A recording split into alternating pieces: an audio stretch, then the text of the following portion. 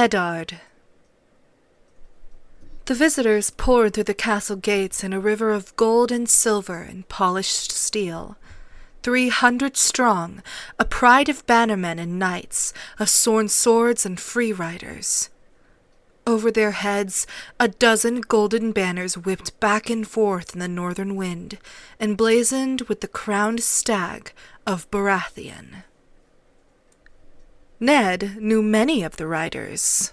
There came Sir Jaime Lannister with hair as bright as beaten gold, and there Sandor Clegane with his terrible burned face. The tall boy beside him could only be the crown prince, and that stunted little man behind them was surely the imp Tyrion Lannister. Yet the huge man at the head of the column, flanked by 2 knights in the snow-white cloaks of the Kingsguard, seemed almost a stranger to Ned, until he vaulted off the back of his warhorse with a familiar roar and crushed him in a bone-crunching hug. "Ned! But it is good to see that frozen face of yours." The king looked him over top to bottom and laughed. "You have not changed at all." Would that Ned had been able to say the same. 15 years passed when they had ridden forth to win a throne. The Lord of Storm's End had been clean-shaven, clear-eyed, and muscled like a maiden's fantasy. 6.5 feet tall, he towered over lesser men, and when he donned his armor and the great antlered helm of his house, he became a veritable giant. He'd had a giant's strength, too, his weapon of choice a spiked iron warhammer that Ned could scarcely lift. In those days, the smell of leather and blood had clung to him like perfume. Now it was perfume that clung to him like perfume, and he had a girth to match his height. Ned had last seen the king 9 years before, during Balon Greyjoy's rebellion, when the stag and the direwolf had joined to end the pretensions of the self-proclaimed King of the Iron Islands. Since the night they had stood side by side in Greyjoy's fallen stronghold, where Robert had accepted the rebel lord's surrender, and Ned had taken his son Theon as hostage and ward, the king had gained at least 8 stone. A beard as coarse and black as iron wire covered his jaw to hide his double chin and the sag of the royal jowls, but nothing could hide his stomach, or the dark circles under his eyes. Yet Robert was Ned's king now, and not just a friend, so he said only, "Your Grace, Winterfell is yours." By then, the others were dismounting as well, and grooms were coming forward for their mounts. Robert's queen, Cersei Lannister, entered on foot with her younger children. The wheelhouse in which they had ridden, a huge double-decked carriage of oiled oak and gilded metal pulled by 40 heavy draft horses, was too wide to pass through the castle gate. Ned knelt in the snow to kiss the queen's ring, while Robert embraced Catelyn like a long-lost sister. Then the children had been brought forward, introduced, and approved of by both sides. No sooner had those formalities of greeting been completed than the king had said to his host, "Take me to your crypt, Eddard. I would pay my respects." Ned loved him for that, for remembering her still after all these years. He called for a lantern.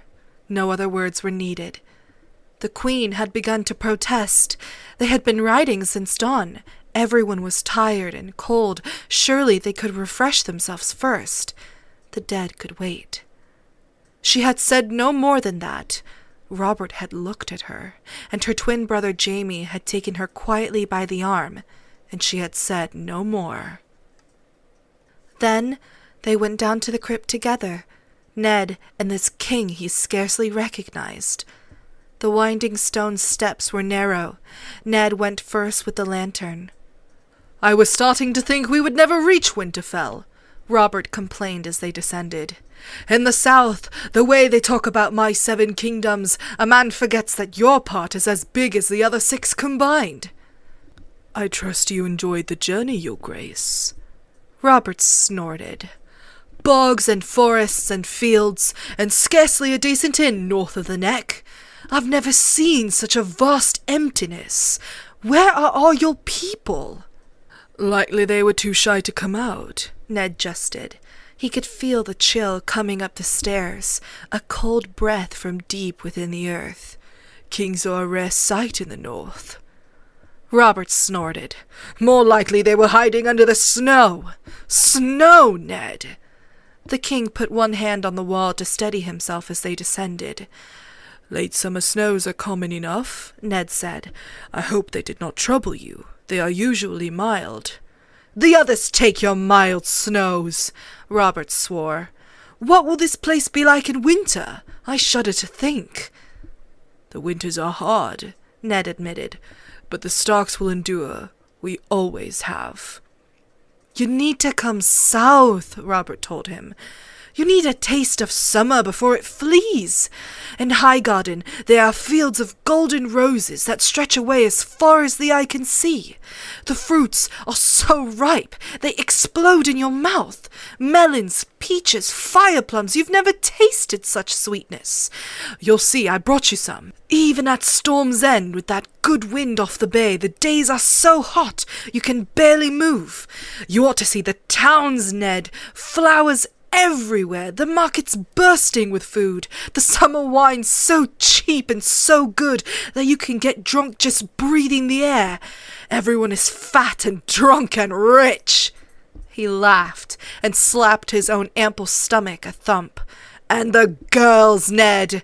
he exclaimed, his eyes sparkling. "I swear women lose all modesty in the heat. They swim naked in the river right beneath the castle.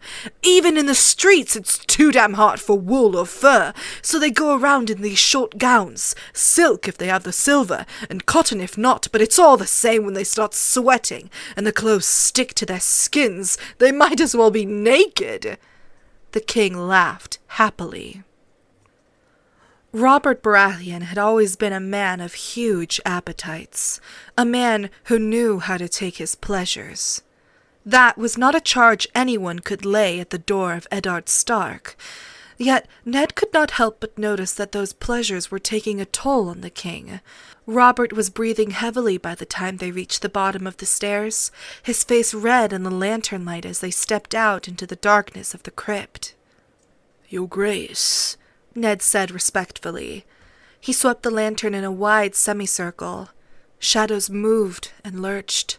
Flickering light touched the stones underfoot and brushed against a long procession of granite pillars that marched ahead, 2 by 2, into the dark. Between the pillars, the dead sat on their stone thrones against the walls, backs against the sepulchres that contained their mortal remains.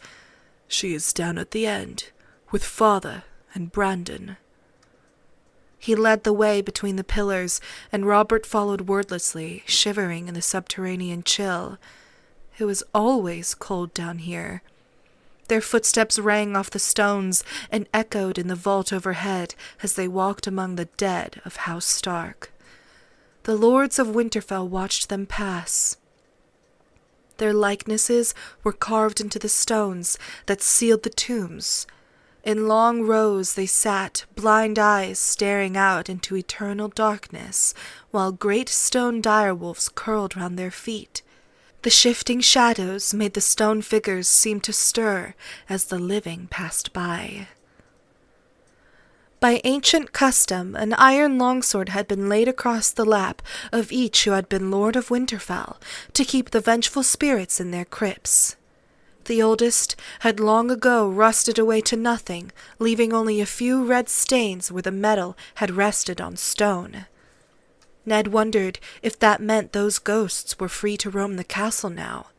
He hoped not. The first lords of Winterfell had been men as hard as the land they ruled. In the centuries before the Dragon Lords came over the sea, they had sworn allegiance to no man, styling themselves the kings in the north. Ned stopped at last and lifted the oil lantern. The crypt continued on into darkness ahead of them, but beyond this point the tombs were empty and unsealed, black holes waiting for their dead, waiting for him and his children. Ned did not like to think on that. "Here," he told his king. Robert nodded silently, knelt, and bowed his head. There were 3 tombs, side by side. Lord Rickard Stark, Ned's father, had a long, stern face. The stonemason had known him well. He sat with quiet dignity, stone fingers holding tight to the sword across his lap, but in life all swords had failed him. And 2 smaller sepulchres on either side were his children. Brandon had been 20 when he died, strangled by order of the mad King Aerys Targaryen only a few short days before he was to wed Catelyn Tully of Riverrun. His father had been forced to watch him die. He was the true heir, the eldest, born to rule. Lyanna had only been 16, a child woman of surpassing loveliness. Ned had loved her with all his heart. Robert had loved her even more. She was to have been his bride. "She was more beautiful than that," the king said after a silence. His eyes lingered on Lyanna's face, as if he could will her back to life. Finally, he rose, made awkward by his weight. "Ah, damn it, Ned! Did you have to bury her in a place like this?" His voice was hoarse with remembered grief. "She deserved more than darkness." "She was a Stark of Winterfell," Ned said quietly. "This is her place." "She should be on a hill somewhere, under a fruit tree, with the sun and clouds above her, and the rain to wash her clean." "I was with her when she died," Ned reminded the king. "She wanted to come home, to rest beside Brandon and father." He could hear her still at times. "Promise me," she had cried in a room that smelled of blood and roses. "Promise me, Ned." The fever had taken her strength, and her voice had been faint as a whisper, but when he gave her his word, the fear had gone out of his sister's eyes. Ned remembered the way she had smiled then, how tightly her fingers had clutched his as she gave up her hold on life, the rose petals spilling from her palm, dead and black.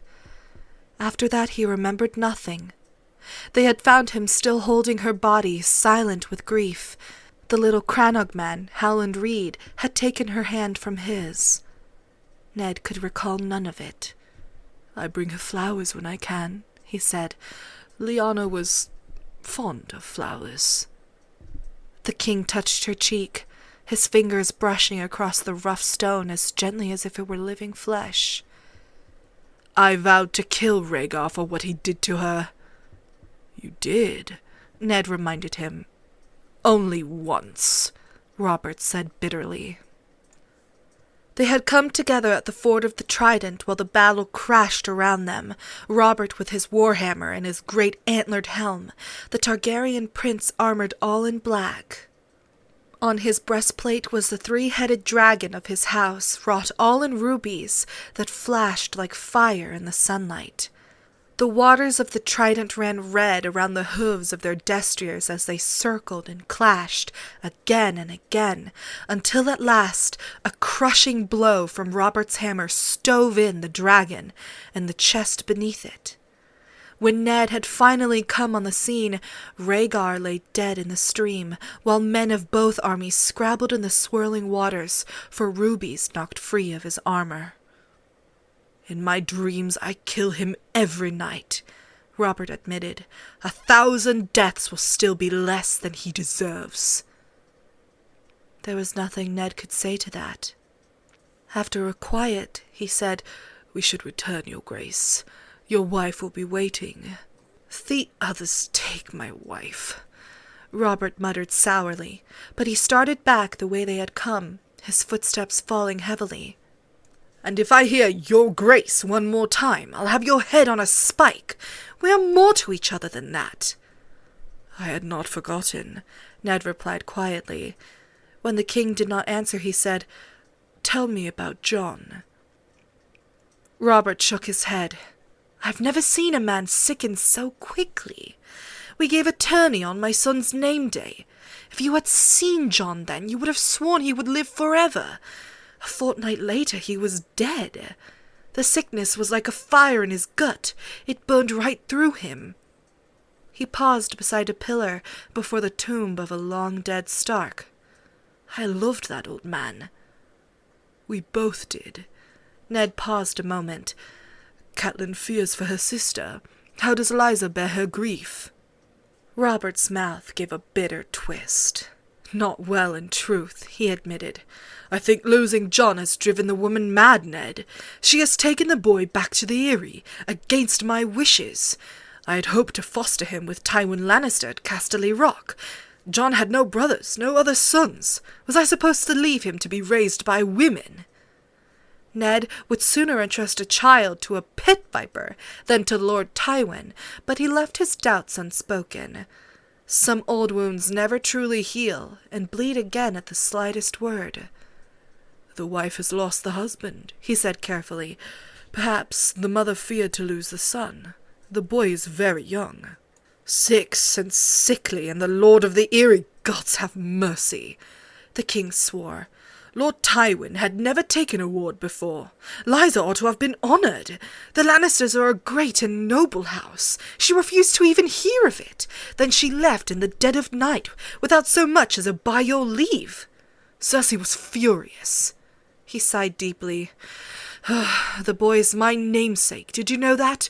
Robert Arryn. I am sworn to protect him. How can I do that if his mother steals him away? I will take him as ward, if you wish, Ned said. Lysa should consent to that. She and Catelyn were close as girls, and she would be welcomed here as well. A generous offer, my friend, the king said, but too late. Lord Tywin has already given his consent. Fostering the boy elsewhere would be a grievous affront to him. I have more concern for my nephew's welfare than I do for Lannister pride, Ned declared. That is because you do not sleep with the Lannister. Robert laughed, the sound rattling among the tombs and bouncing from the vaulted ceiling. His smile was a flash of white teeth in the thicket of the huge black beard. Ah, Ned, he said, you are still too serious. He put a massive arm around Ned's shoulders. I had planned to wait a few days to speak to you, but I see now there's no need for it. Come, walk with me. They started back down between the pillars. Blind stone eyes seemed to follow them as they passed. The king kept his arm around Ned's shoulder. You must have wondered why I finally came north to Winterfell after so long. Ned had his suspicions, but he did not give them voice. For the joy of my company, surely, he said lightly. And there is the wall. You need to see it, your grace. To walk along its battlements and to talk to those who man it. The Night's Watch is a shadow of what it once was. Benjen says, No doubt I will hear what your brother says soon enough, Robert said. The wall has stood for what, 8,000 years? It can keep a few days more. I have more pressing concerns. These are difficult times. I need good men about me, men like Jon Arryn. He served as Lord of the Eyrie, as Warden of the East, as the Hand of the King. He will not be easy to replace. His son, Ned began. His son will succeed to the Eyrie and all its incomes, Robert said brusquely. No more. That took Ned by surprise. He stopped, startled, and turned to look at his king.